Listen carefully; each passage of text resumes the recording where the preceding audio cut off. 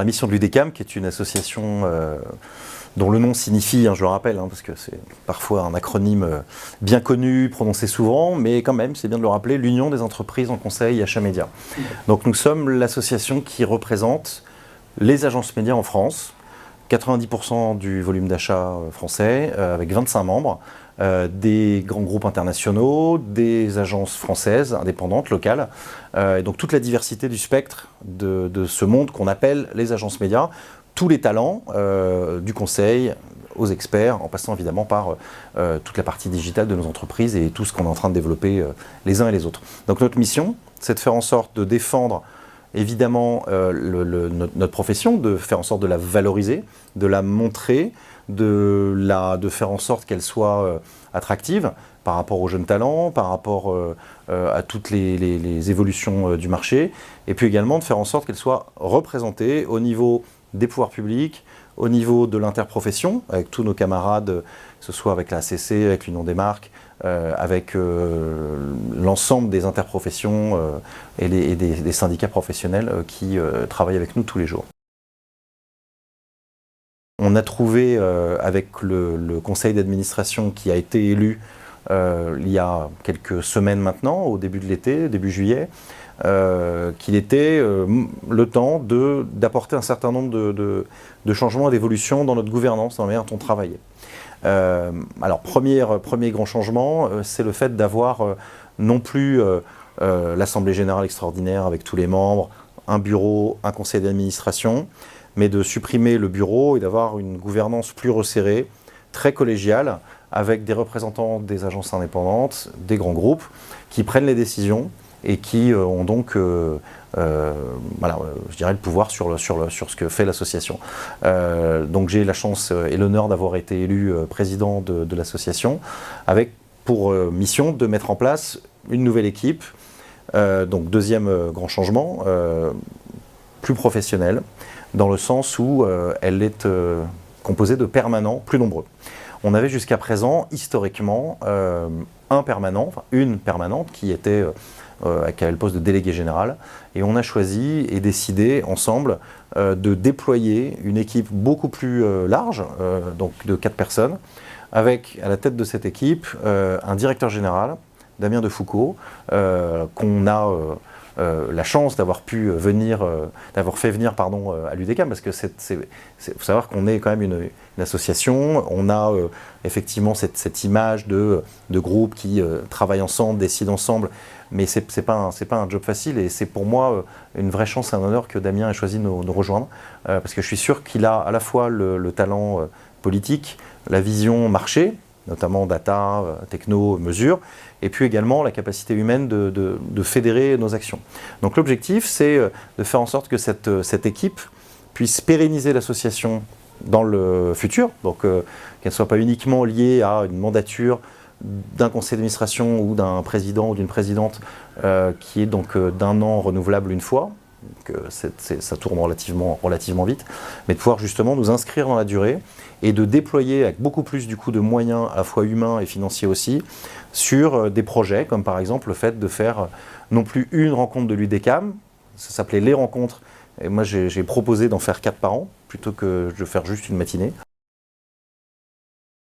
Il nous a semblé important dans cette optique de se réinventer, de montrer à quel point le métier des agences médias c'était évidemment sophistiqué, à quel point le besoin d'agilité était essentiel, après 2 ans de périodes très très compliquées, avec notamment évidemment la pandémie, le Covid, qui ont fait qu'on a démontré notre agilité. Et puis troisième point, je dirais les vraies raisons aussi du changement, c'est cette capacité à nous projeter dans l'avenir et à faire en sorte que le métier des agences médias soit vraiment au cœur de l'écosystème de la communication. Donc il fallait qu'on investisse absolument pour être au cœur du jeu, au cœur de ces discussions avec les pouvoirs publics, avec toutes les autres entreprises qui composent l'écosystème, et notamment évidemment les agences, mais aussi tout l'univers de la com et de la pub. Cette façon de scinder en 3, en 2, en 5, en 10 nos métiers, c'est une tentation qui est assez facile. Au final, qu'est-ce qu'on fait? On est des partenaires business des marques. Les agences médias, depuis, moi ça fait 20 ans que je suis en agence média, travaillent sur le développement du business des annonceurs. Donc, ce qu'on appelait la data, enfin ce qu'on appelle la data aujourd'hui, on en faisait déjà il y a 10 ans, il y a 15 ans, il y a 20 ans, peut-être pas sous ce nom-là, peut-être pas aussi sophistiqué, mais c'était la même chose. C'est la compréhension des comportements consommateurs et l'utilisation de ces données. À l'époque, on parlait de quantitatif, de qualitatif, peu importe, mais c'est cette capacité à l'utiliser concrètement avec évidemment une technologie qui a évolué dans le déploiement de campagnes de publicité, de communication plus performantes. Encore une fois, dans un objectif de développer le business des annonceurs. Voilà. La création, pas besoin de le décrire, tout le monde sait ce que c'est. Le média, c'est l'utilisation des points de contact qui sont en perpétuelle évolution pour, encore une fois, convaincre un consommateur d'acheter un produit ou un service. Donc notre métier, c'est d'être au cœur de cet écosystème-là. Pour moi, il n'a pas tant changé que ça. La techno change. Le reste, la manière d'adresser les campagnes, la manière de faire notre travail, finalement, il faut les bons experts, il faut les bons talents, il faut les bonnes personnes au conseil, il faut un niveau stratégique très élevé, de plus en plus élevé. Moi, je pense que c'est là où est l'avenir. C'est plutôt dans la manière dont on va pouvoir adresser, en tant qu'agence média, qu'écosystème des agences médias, les besoins stratégiques des annonceurs. Et à partir de ce moment-là, rien n'est interdit ou n'est impossible. Je pense il n'y a pas de limite à ce que peut faire une agence média, qui d'ailleurs aujourd'hui est un des partenaires les plus centraux du business des marques. On va travailler de manière très étroite avec toutes les associations qui composent l'écosystème en France. La ACC en tout premier lieu, ça fait partie évidemment des premiers contacts qu'on a pris et on va développer un certain nombre d'initiatives. On n'a pas prévu de projet de fusion ou de rapprochement, si c'est ça ta question. Ça a été discuté par le passé, ça a été voté par le passé également il y a quelques années maintenant. Je pense que l'UDECAM a besoin, les agences médias ont besoin de se développer autour de ce projet commun qui est cette maison UDECAM, avec énormément de projets qu'on a sur le feu, qu'on est ravis de présenter cette année, parce qu'en fait il y a un nouveau setup avec une nouvelle équipe, avec une nouvelle énergie. Voilà, et ça fait partie des choses dont on veut, je pense, être fier, c'est de porter nos propres projets, évidemment en partenariat avec tout le reste du marché et de l'industrie. Les enjeux auprès des pouvoirs publics sont énormes. Il y a déjà un premier enjeu qui est un enjeu de visibilité et de notoriété. Mais là, c'est l'occasion parfaite pour rendre hommage aux travaux qui ont été faits par Gauthier Piquet, puisque vraiment, la mandature de Gauthier a été marquée par une obsession qui était celle de faire valoir le point de vue de l'UDECAM. Et je crois aujourd'hui qu'il est rare de voir qu'une décision soit prise par les pouvoirs publics sans que l'UDECAM ait été consulté, ce qui n'a pas toujours été le cas dans l'histoire de l'UDECAM. Et ensuite, comment transformer cet essai, nous? Alors évidemment, en toute modestie, je n'ai pas un CV qui témoigne d'une grande expérience en matière de pouvoir public, mais en même temps, on est un petit peu à la croisée des chemins. Je ne sais pas si vous avez remarqué, il y a une espèce d'alignement des planètes. C'est-à-dire que la toute petite planète de l'UDECAM est alignée sur les grandes planètes que sont nouvelle mandature présidentielle, nouvelle équipe gouvernementale et nouvelle mandature parlementaire également. Et donc c'est le moyen pour nous de continuer sur les travaux qui ont été faits jusqu'à présent, de maintenir cette notoriété et même de faire, je dirais, rayonner. En fait, l'obsession qui nous anime aujourd'hui, c'est de faire rayonner l'UDECAM, pas seulement auprès des pouvoirs publics d'ailleurs, mais les pouvoirs publics sont une vraie priorité. Le premier sujet, c'est celui du développement du rayonnement, notamment auprès des jeunes, parce qu'il y a un turnover incroyable. C'est-à-dire que le marché des médias est en mouvance tellement permanente que accueillir, retenir, attirer les talents, c'est devenu quelque chose de clé. Donc il faut absolument qu'on continue de développer le dialogue qui a déjà été entrepris avec, vous voyez, le milieu universitaire, le milieu des grandes écoles.